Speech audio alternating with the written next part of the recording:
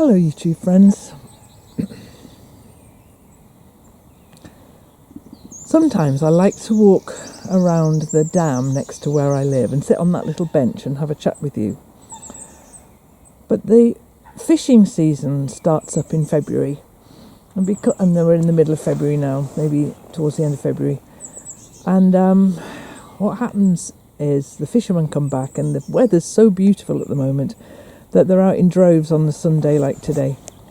So instead I've walked round another half a mile to this little dam. It's a dam as well, because what I'm going to describe to you is what this little area used to be maybe 200 years ago.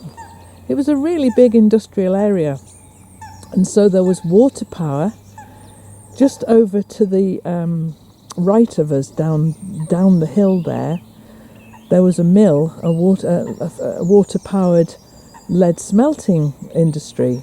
It was a massive industry around here. They used to mine the lead out of the surrounding areas and then smelt it, do whatever they do down in the mill down there.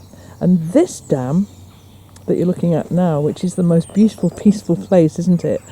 This was the dam that provided the water power, and the dam where I live was the dam that topped this one up, so that if in low rain times there was always going to be water in this dam for the water wheel. So it's weird to think, isn't it, that this beautiful secluded lake that I'm sitting next to today was once an absolute essential part of a real hive of industry, employing many people. And so my dam next to where I live, it's not my dam, the dam next to where I live, they stock it with rainbow trout, and every weekday, every weekend, every day, people come and fish them out again, and it's a proper little enterprise for the farm.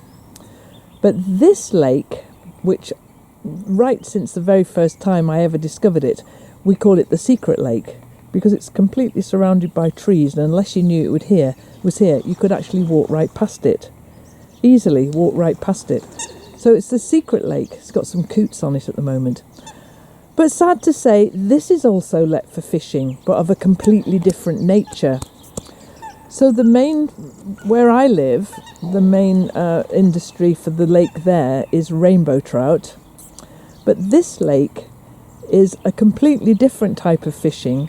This is stocked with carp, which is goldfish, but carp of magnificent proportions, huge, enormous carp. And fishing for them apparently is quite different from fishing for rainbow trout. For one thing, you don't eat them. You catch them, photograph them, and put them back again, which seems slightly crazy to me. But there's enough people who want to do that for them to have rented. There's a whole syndicate rents this lake, and they come, this very different way of fishing. They come and set their little tents up, and they've got these incredibly complicated fishing rods that have got alarms on them, because the carp like to rise or be easier to catch at dawn and dusk. So it's a camping overnight job when you fish for these guys. So there's nobody here at the moment, but sometimes when I walk around here, there are little tents pitched with 6 or 7 of these rods with alarms on them, and a man. It's always a man. I've never seen a woman doing this.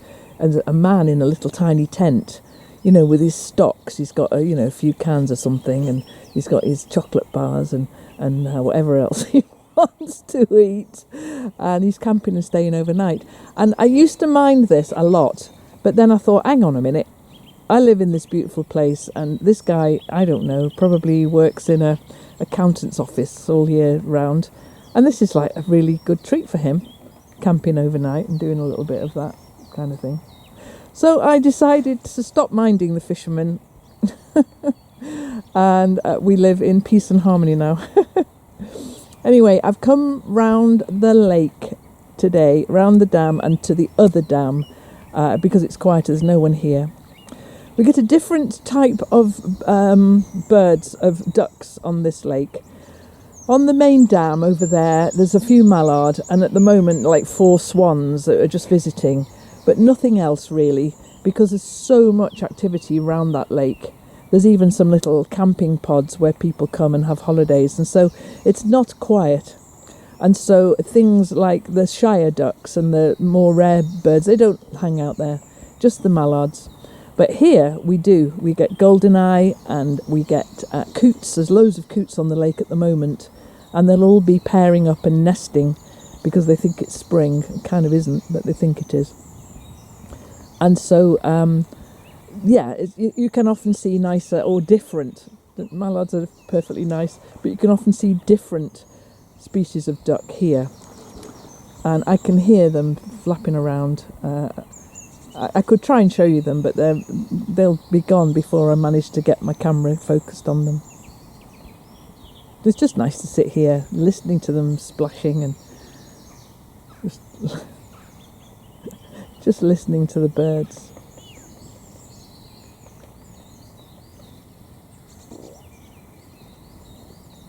So when I walk back, I'll walk back along what used to be the old railway track, and I'll show you the old railway track, because this was a real hive of industry, lots and lots going on here. There was a big brickworks that made not only bricks but industrial sinks for, if you've ever seen cows drinking out of huge porcelain or clay sinks, then all that farmware would have been made at a brickworks like this one. So there's a big brickworks. The railway would bring people to work. 40 people worked at the brickworks, and as many again at the lead smelting mill. So it was a very, very busy area indeed. So we'll walk along the railway track, and I'll show you the old railway station that hasn't had a train through for many a long year, but is now now a little cafe and a place, a venue for people to have weddings. It's licensed for weddings. So people come and get married here and have their party here in the woods. It's very nice. I've helped at a few of those, and I know the people who run it well, and sometimes when they need an extra pair of hands, I'll go along and help.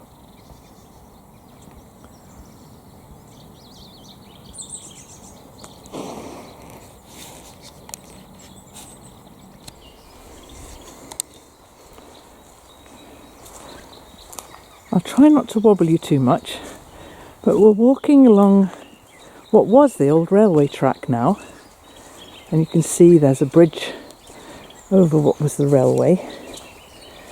It's quite wet down here, but I've got my boots on. So we're going to walk along. Oh, here we are. There's the big wall then that would have been the embankment for the railway. Birds are beautiful today, singing away. And the snowdrops, absolutely gorgeous.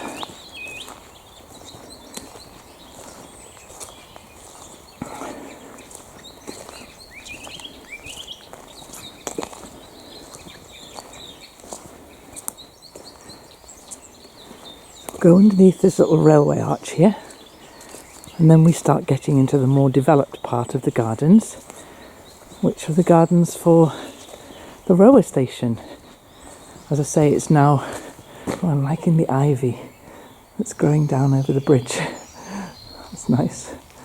Let's just move around and we'll look back at where we've been. So that's, as you can, it's in shade there from the bank, but you can see that there's another bridge over there, and this then is the walking up the railway track towards the old station building. Now, the station was renovated to become the little cafe wedding venue that it is now. Maybe 20 years ago, maybe? Oh, I don't know, a long time ago. So there won't be anybody here today. I might see Philippa, who runs the place, but there won't be anyone here today. So I'll tell you what we'll do. We'll walk along this side of the platform, and then I can show you the station from the other side.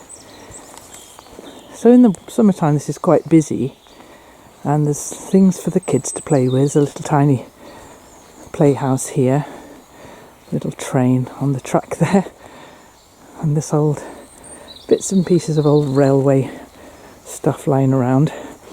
And this is looking pretty today. This is this lovely old chest of drawers spilling over with these little pansies and crocuses. It's very pretty.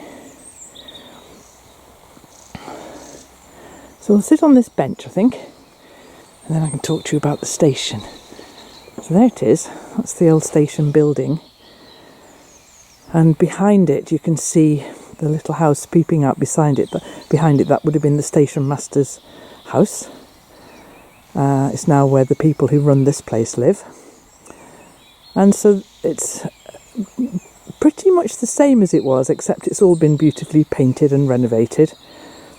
But this would be where the trains would come in, the people would get on and off the trains and go back down to Hexham or up to the last station on the line, which was called Starwood. And that's the old railway station building. We'll go and have a closer look, shall we? I've had some very happy times here.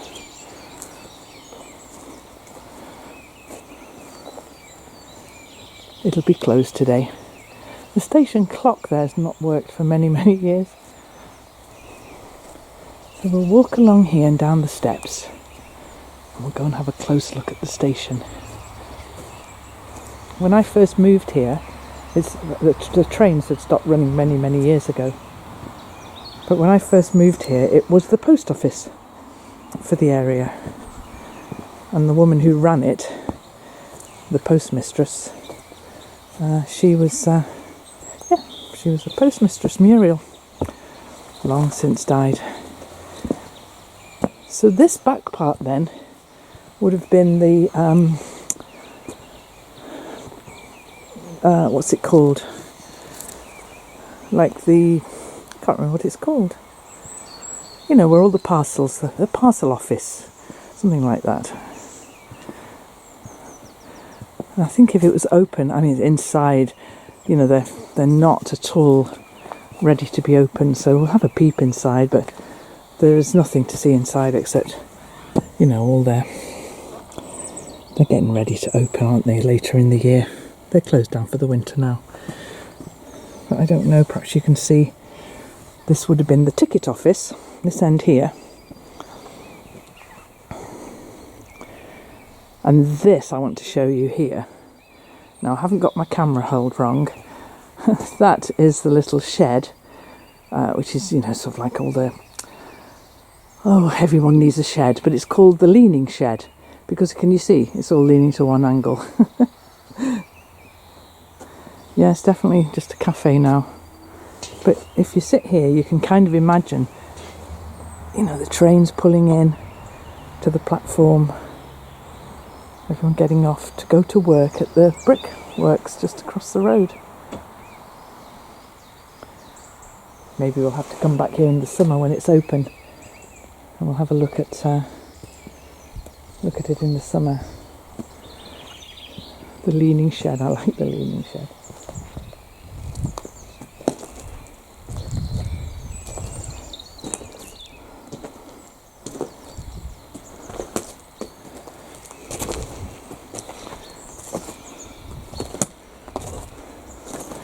So that's the station master's house there.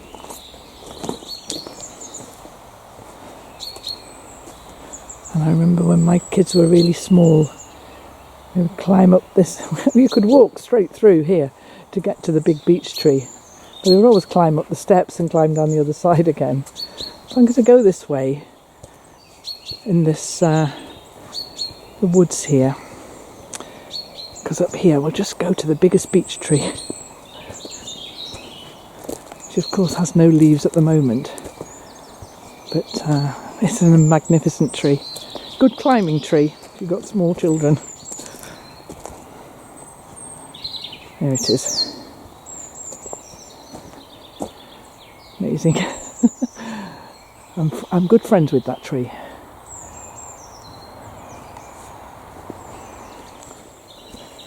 Fabulous thing.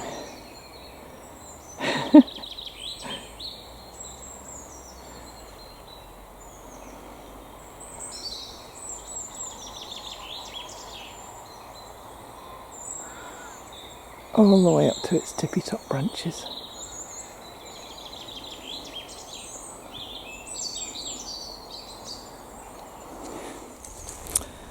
So I hope you enjoyed that. Just a little look. I am meaning to, on this channel, to take you out and about and show you areas around where I live. But this one is about the nearest. It's only about a quarter of a mile from where I live. And it's a better place to come on a busy fishing day. So we'll go back home now, put the kettle on, have a cuppa, and get a little bit warmed up. It's still February, remember. It's not time to start. Oh, let's just listen to those birds. Oh, shut up now.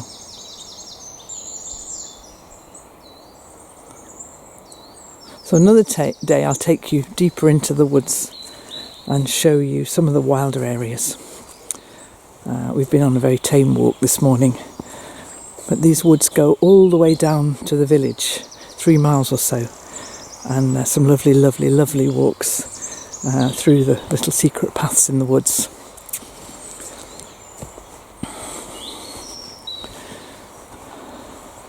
Okay guys, thanks for watching. I'll see you next time.